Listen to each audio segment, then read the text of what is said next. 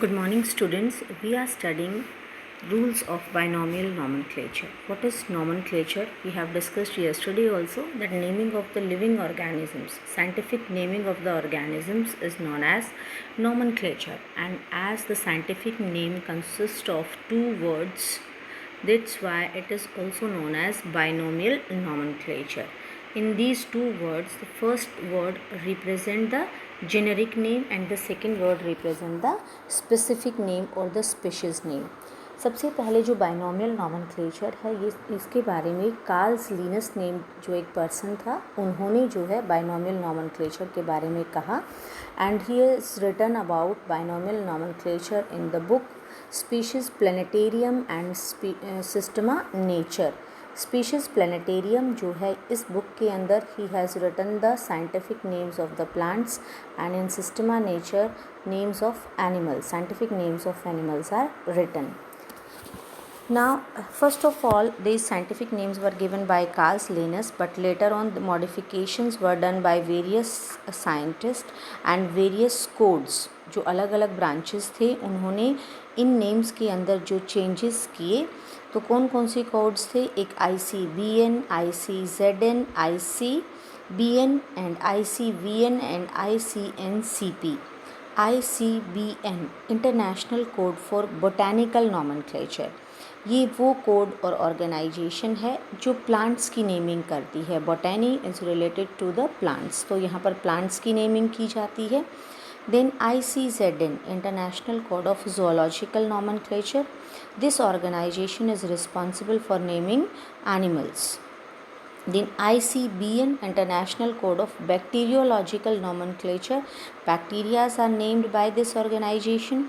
Then International Code of Viral Nomenclature. Virus are named here.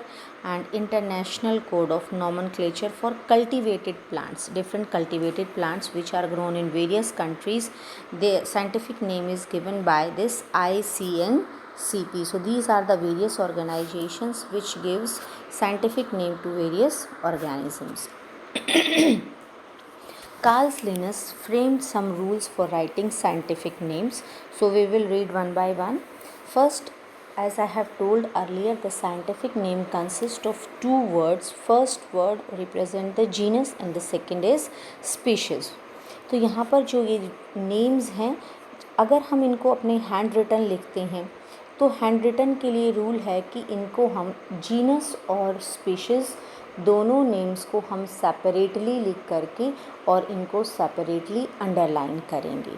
लेकिन अगर हम बात करें कि अगर ये प्रिंटेड फॉर्म में है तो प्रिंटेड फॉर्म में these names are written in Latin. Language जो होगी वो लैटिन है और जो फॉर्मेट है वर्ड का वो क्या होगा? Italics.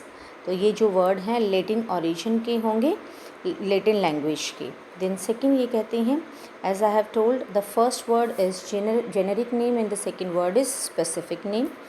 Then biological names hand written we have already discussed. Yes, the most important one is that whenever we write the scientific name and if they are handwritten, they are separately underlined. Second thing is that when we are writing or typing the names, first letter of the first word यानी genus का जो first letter है वो capital होना चाहिए and species का जो first letter है that should be small. Let us take the example scientific name of Mangifera indica. Mangifera indica में एम जो है, Mangifera is representing a species, तो यहाँ पर जो एम है it is written in capital letter और इंडिका जो है वो स्पीशीज़ को रिप्रेजेंट कर रहा है एंड इंडिका का जो आई है that is written in small letter. उसके बाद ये कहते हैं जेनेरिक एंड कॉमन नेम में बी सेम. फॉर एग्ज़ाम्पल हमेशा ऐसा नहीं होगा. In some of the scientific names जो उनके कॉमन नेम है और जो साइंटिफिक नेम्स हैं वो सेम हो सकते हैं. For example gorilla.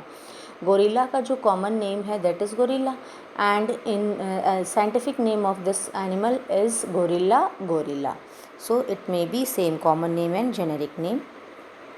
And Carl Linnaeus was the first one who gave the scientific name. Before that, there was no scientific naming, no binomial nomenclature. So Carl Linnaeus is responsible for the scientific naming of the organisms. And as we have discussed earlier that in Species Planetarium नाम की जो book थी, in that Carl Linnaeus named the plants and in Systema Nature he named the animals.